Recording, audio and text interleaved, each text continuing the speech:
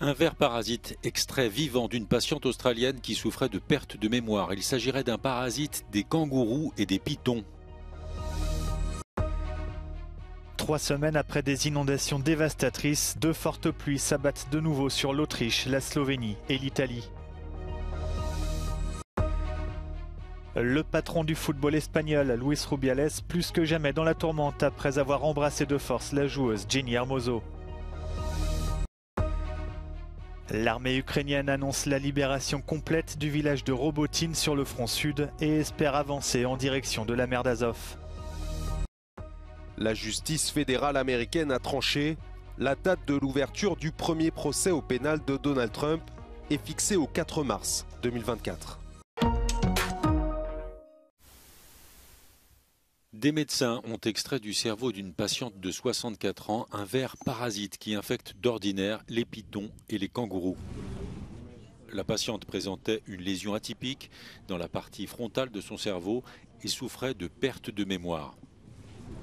If you think of the human brain, which is, quite big but not huge, and this worm was 8 centimeters long.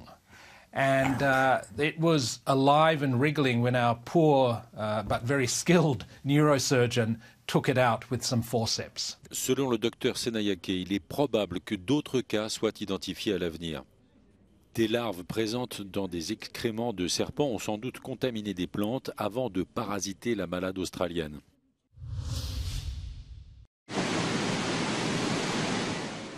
3 semaines après des inondations dévastatrices, de fortes pluies s'abattent de nouveau sur plusieurs pays européens.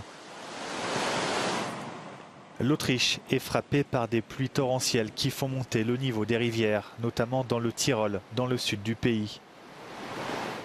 Des routes ont été coupées par précaution. La ligne ferroviaire du Brenner est interrompue à cause de coulées de boue.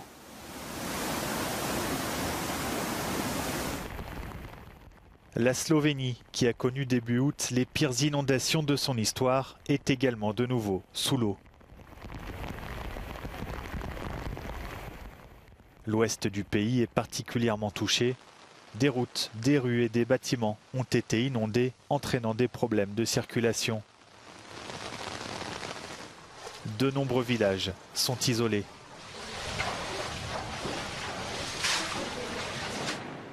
Non loin de là, la ville portuaire italienne de Trieste doit faire face à des pluies diluviennes et à des vents violents qui emportent tout sur leur passage. Habitants et touristes font leur possible pour se mettre à l'abri.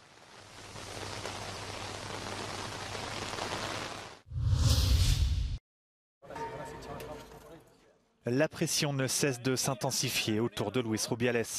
Lundi soir, les présidents des fédérations régionales ont demandé la démission du patron du football espagnol. Ce dernier est dans la tourmente après avoir embrassé de force la joueuse Jenni Hermoso à l'issue du mondial remporté par l'Espagne il y a un peu plus d'une semaine. Un geste consenti selon lui, ce que la joueuse réfute. À Madrid, des manifestants se sont réunis pour condamner ce baiser forcé. Parmi eux, la ministre du Travail, Yolanda Díaz.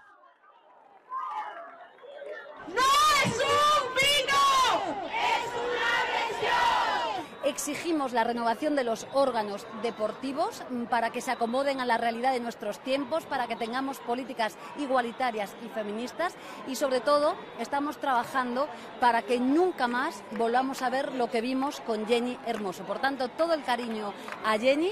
Se acabó, se acabó colectivo y nuestro país es mejor que todo lo que hemos visto estos días. Para apoyar a nuestras campeonas, apoyarlas por su hazaña futbolística, en primer lugar, y por su hazaña de enfrentarse a los abusos machistas. Porque, esto que ha pasado con Jenni no simplemente es como un hecho aislado, es algo que vivimos en muchos deportes y las mujeres en la vida en general. Entonces, para mí el apoyo era muy importante. Luis Rubiales est désormais visé par une enquête préliminaire pour agression sexuelle. La FIFA l'a suspendu de ses fonctions.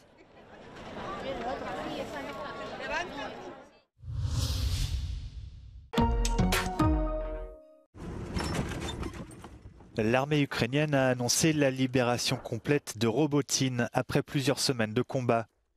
La reprise du village situé dans la région de Zaporizhia sur le front sud peut permettre une percée en direction de la mer d'Azov.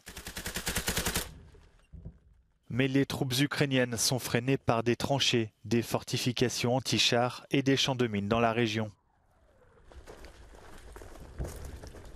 L'Ukraine doit également faire face à la pression russe dans le nord-est. Moscou aurait déployé près de 100 000 hommes dans les secteurs de Kupiansk et de Liman. Malgré les appels à évacuer, certains habitants refusent de quitter leur maison et s'efforcent de mener une vie aussi normale que possible. De son côté, le président ukrainien Volodymyr Zelensky se dit ouvert à la tenue d'élections dans le pays, répondant ainsi à l'appel de parlementaires américains. Il demande aux alliés occidentaux de financer l'organisation d'un éventuel scrutin. Moscou a par ailleurs fait état de nouvelles attaques nocturnes de drones sur son territoire. 2 appareils ont été détruits au-dessus de la région de Toula, au sud de la capitale russe. Un autre au-dessus de celle de Belgorod, frontalière avec l'Ukraine.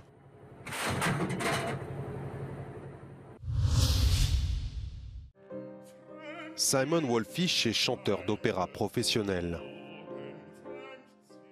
De nationalité britannique, il a pris la décision de s'installer dans la capitale allemande avec sa famille pour mieux surmonter les obstacles imposés aux musiciens et chanteurs du Royaume-Uni depuis le Brexit. What used to be possible, get the call on the Friday, turn up on the Monday, start working, in another EU country is now simply not possible. And that is infuriating and totally pointless. Depuis la sortie du Royaume-Uni de l'Union européenne, les artistes britanniques doivent à présent obtenir un visa, sésame pour voyager et travailler dans l'espace Schengen. L'accord commercial conclu en 2021 entre Londres et Bruxelles ne prévoit pas de mécanisme spécifique au voyage de courte durée pour les artistes indépendants. What we've done is shot ourselves in the foot completely. Des difficultés auxquelles Simon espère échapper. Grâce à ses racines, il espère bientôt obtenir un passeport européen. Sa grand-mère a survécu à la déportation dans le camp d'Auschwitz pendant la Seconde Guerre mondiale. De nationalité allemande, elle comprend la décision de son petit-fils. He is a real European.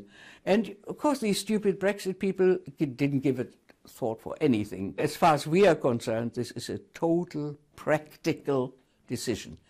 German, English, European. Here at the Royal Albert Hall, the impact of Brexit on the music industry is reverberating. A recent survey by the Independent Society of Musicians found UK musicians are grappling with dwindling opportunities within the EU. Half of them report a decline in European-based opportunities since Brexit, and a quarter are left with no engagement at all inside the European Union.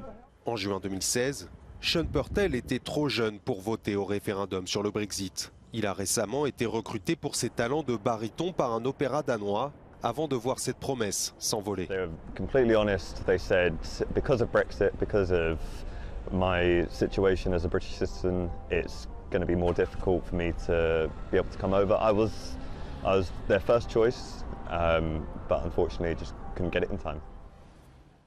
Sean tente aujourd'hui d'obtenir un passeport irlandais, pays d'origine de certains de ses aïeux. Mais la majorité des artistes qui n'ont pas cette option plaident aujourd'hui en faveur d'une exemption de visa pour continuer à chanter et à jouer dans l'Union européenne.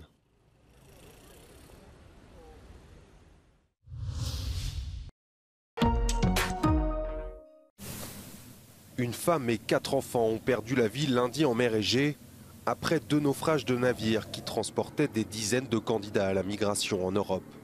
54 personnes, dont certaines se trouvaient à la dérive dans l'eau en pleine nuit, ont été secourues. Les gardes-côtes ont mené l'opération de sauvetage près de l'île de Lesbos, dans les eaux turques selon les autorités grecques, qui dénoncent l'inaction de leurs homologues. Le nombre d'arrivées de demandeurs d'asile en Grèce via ses frontières maritimes a augmenté cette année. En 2022, selon les Nations Unies, 14 000 migrants ont atteint le pays par terre ou par mer, à peine 5 000 de plus que sur les 8 premiers mois de 2023. Pour Athènes, les conditions clémentes de navigation ainsi que l'augmentation du nombre de petits bateaux de plaisance ont poussé les passeurs à multiplier les traversées en août. Donald Trump verra finalement ses calendriers électoraux et judiciaires se chevaucher. La juge de son futur procès a choisi le 4 mars prochain, date à partir de laquelle l'ex-président devra répondre de ses tentatives d'inverser le résultat de l'élection de 2020 devant un tribunal fédéral à Washington. Si l'accusation souhaitait un procès en janvier prochain, la défense plaidait-elle pour 2026, bien après la présidentielle de novembre 2024 que Donald Trump ambitionne de remporter. Au moins 2 de ses 3 autres procès au pénal doivent avoir lieu avant cette date. Joe Biden et Kamala Harris se sont entretenus à la Maison-Blanche avec la famille de Martin Luther King. La rencontre s'est déroulée le jour du 60e anniversaire de la marche sur Washington pour l'emploi et la liberté. C'est à cette occasion, le 28 août 1963, que Martin Luther King avait prononcé devant le Lincoln Memorial son discours historique « I have a dream ». Le pasteur s'était exprimé devant 250 000 militants. Martin Luther King avait appelé à la fin du racisme et à l'égalité des droits civiques.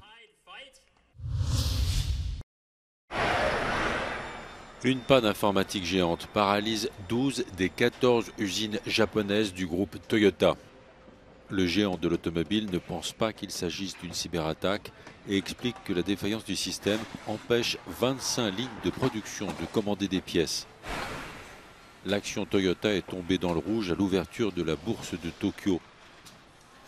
L'année dernière, une cyberattaque avait obligé le géant de l'automobile à suspendre sa production au Japon pendant 24 heures.